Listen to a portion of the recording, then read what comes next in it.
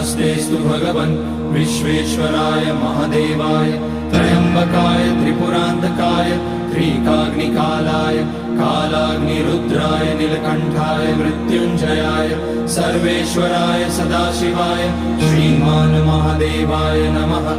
ॐ नमः शम्भवाय च मयोभवाय च नमः शङ्कराय च मयस्कराय च नमः शिवाय च शिवतराय च।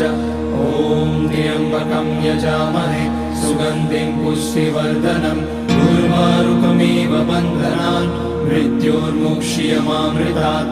नागेन्द्रहाराय त्रिलोचनाय भस्माङ्गराय